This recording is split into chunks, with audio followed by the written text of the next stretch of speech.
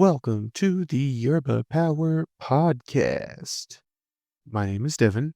I'm the host.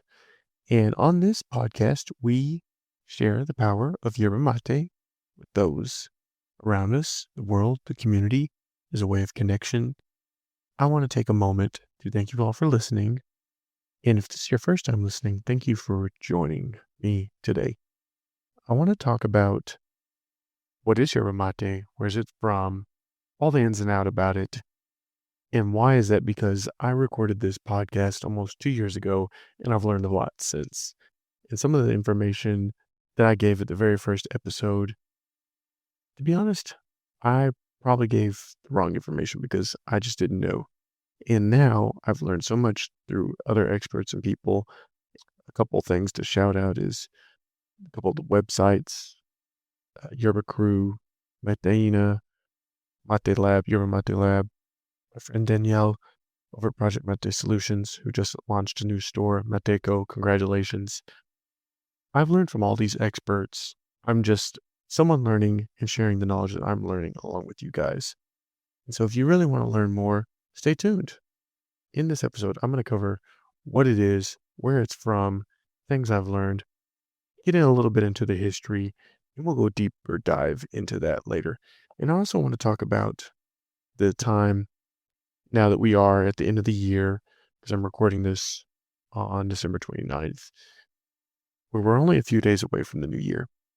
And talking about like when we come up with New Year's resolutions and things that we want to achieve, and kind of where do we stand with the Yerba Power podcast. And so I want to just take this moment to tell you guys that I've reached out to a lot of you guys on Facebook or through Instagram, kind of what you want to hear, what you want to see, because I've been gone for a couple months, trying to work out life and those kind of things that we all have to deal with. But I really missed recording the podcast and being able to serve you guys and just learning and just doing this. This is fun to me. And you guys like it, so I'm going to keep doing it. And so with that being said, I got a couple, let me change some of my verbiage. So why I want to talk about this is because I want to let you guys know what's coming up, what I plan to do, release. So what's next for your Mate Power? Well, first I wanted to redo this episode, basically a redo of episode 1. For those that are just joining us, learning about what is yerba mate, where it comes from, what's the history, the basics, and some of the highlights that we covered over the last year. So, for example, this year, let's look at our episodes. We're on like 58 episodes, which I never really thought I would get that far, to be honest, when I first started. As far as downloads, we reached over 5,000 downloads, and we are like 1,000 away from 7,500, which that's amazing. Thank you guys for being a part of that. We've reached over 70 countries last time I checked. There's episode 37 of Dr. Andrew Huberman's Daily Yerba Mate Routines. That was an episode that I did just off of the article that I found about his daily routines. And that episode has been downloaded well over, I believe, 70 times. 700. Dr. Andrew Huberman's Daily Yerba Mate Routines has been downloaded 758 times, which is more than pretty much a lot of my episodes. My first episode, What is Yerba Mate, 305 times. And that's another reason I want to redo it. I'm not going to delete that episode because it was the first episode. It stands there as kind of from where I was to where I am now. I want to keep that up there. However, I do want to redo it with giving you guys better information and all the things that I've learned since then and just as in podcasting. But we'll get back to that in just a second. So coming up, I have talked to a guy that inspired me as a runner, and he's doing a huge 7 continents in 7 days, 7 marathons to raise funds for human trafficking internationally. And it's something that I'm passionate about, but just to see what he's doing to that is just amazing. I just talked to him about if he'd be willing to be a guest on the podcast and share his story, and says he's got a new podcast situation set up. So looking forward to it. So stay tuned for that.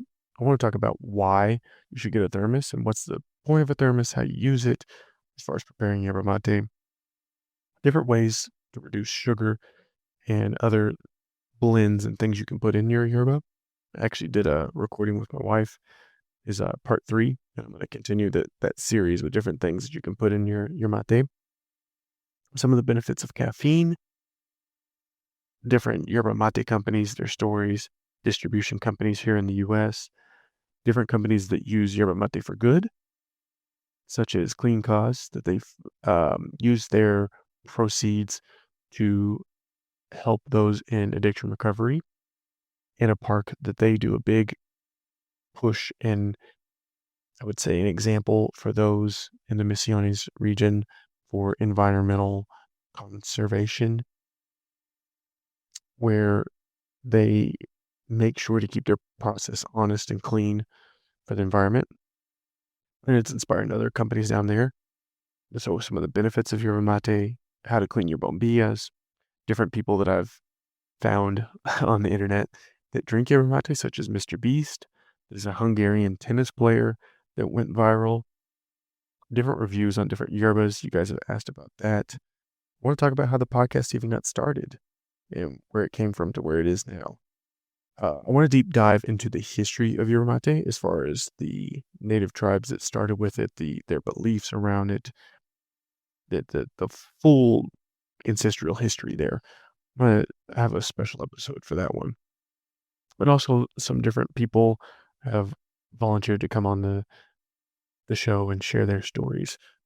A couple different people. I'm excited to share their stories with you all. So when we get into the new year, we talk about these different things that we want to change, things we want to accomplish. And something that I definitely want to accomplish is making this podcast grow and bigger, connect with the audience. And I want to really take this serious. I kind of did it as a fun passion and just I don't know, hobby, I guess.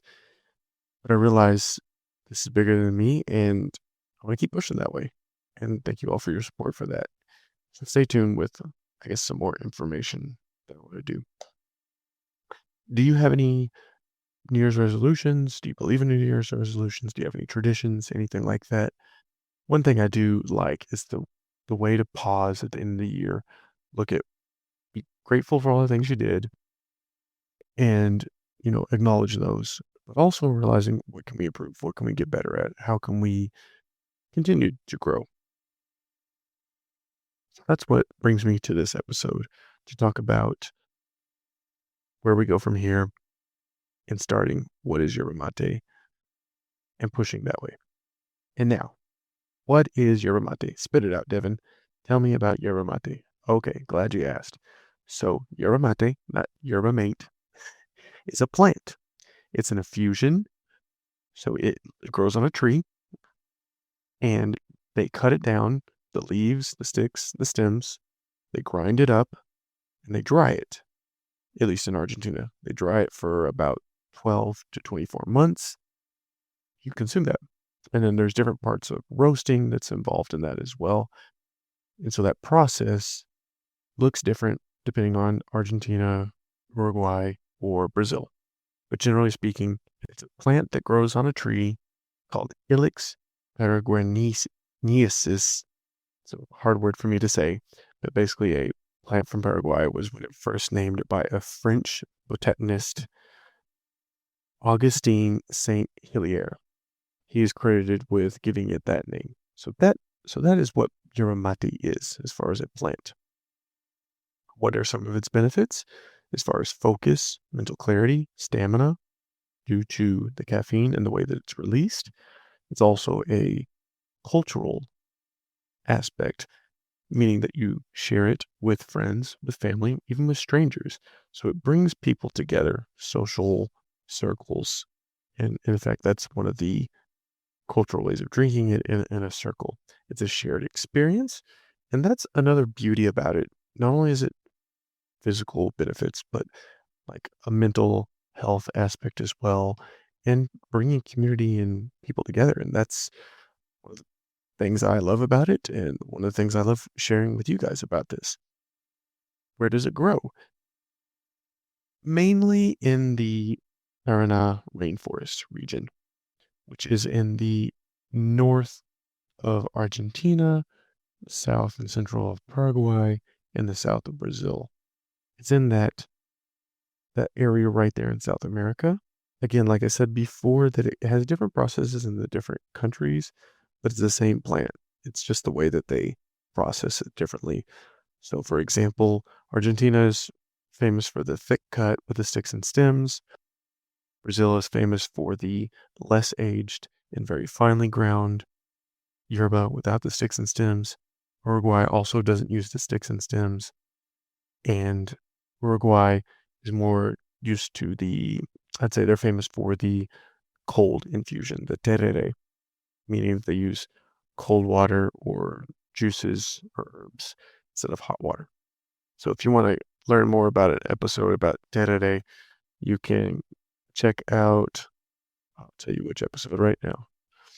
I believe it was number 6, where I did it with Osvaldo from Tome Yerba Mate. Yep, episode 6. We talk about how to prepare terere there. So what is mate? So this is sometimes where it can get confused, yerba mate being the drink and mate being the gourd. So mate, the gourd, which is the traditional cup that is used to drink yerba mate, is a calabash. A calabash is basically a gourd, a bottle gourd. So it looks kind of like a squash. I honestly didn't know this. I knew it was made out of like a tree or a plant, but I didn't know it was just simply basically looks like a squash. It's a calabash fruit gourd.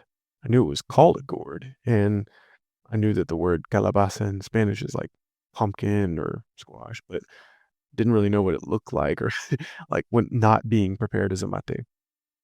Where the name mate comes from, it came from the Quechua word, which is native to like at least I know in the in the Bolivian area, the indigenous tribes there, Quechua tribes. I'm not sure if there's other people that speak Quechua in maybe Uruguay or somewhere else, but the mati was the word that they used for the gourd, and that was what the Jesuits and missionaries that came into that region called it, which is how yerba mate became popular, because it started with the Guarani and the Incan and the Quechua tribes, and then the Jesuit missionaries that came in from Europe found it, popularized it, started marketing it. Let's do a brief history lesson here, shall we? As I mentioned before, not going to deep dive into the history, but just an overview. In 1492, we all know Columbus sailed the ocean blue. That's when America, quote unquote, was discovered by the Spanish and Portuguese. And in 1588, the Jesuits arrive in the Spanish land of Asuncion, which is the present-day capital of Paraguay. That is where they first learn from the native Guarani tribes what yerba mate is. In an effort to Christianize the people, the Jesuits start to form these plantations that they call las encomiendas, which is really just a form of, I would just say, slavery.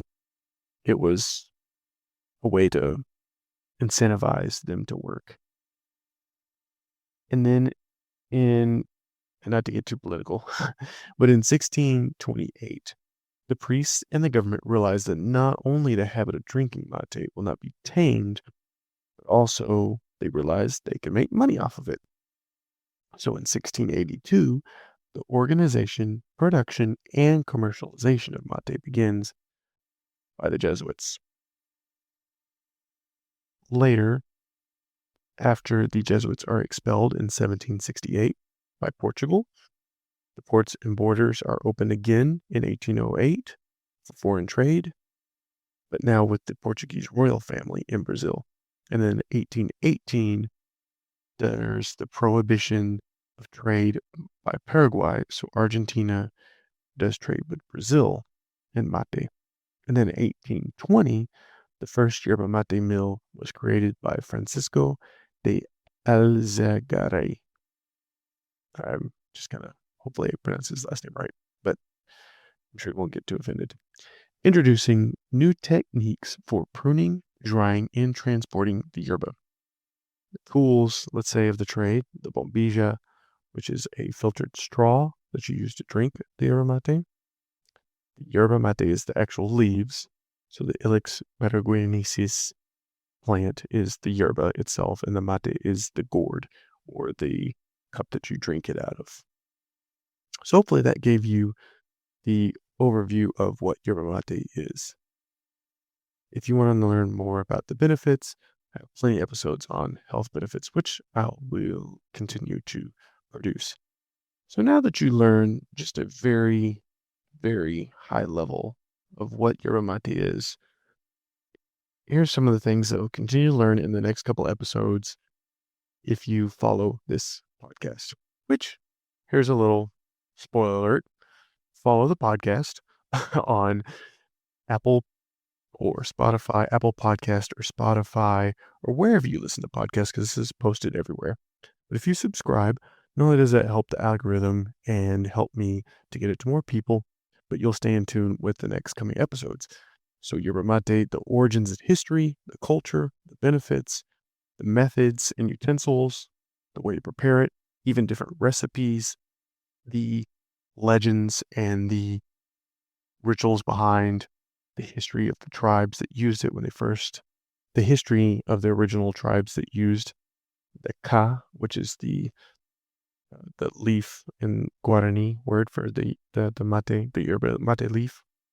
How the Jesuit missionaries started the trade that began the popularization of yerba mate, the whole yerba mate ritual, the way of preparing it, what the difference is between mate and tereré and chimarrão, as far as the Brazilian versus the Paraguayan versus the Argentine, different blends, different ways of preparing the yerba mate, what the difference between smoked and unsmoked yerbas. I know I get a lot of questions about that. Different types of gourds and bombillas. And as far as the shape of the bombillas, what they're made out of, just different packaging and industries that we're going to talk to. So all that is coming very soon to you guys. Thank you for listening. I wish you all a very Merry Christmas, although belated, Kwanzaa, Hanukkah, whatever you're celebrating. Very happy New Year, prosperous New Year. Feliz Navidad y prospero año y felicidad.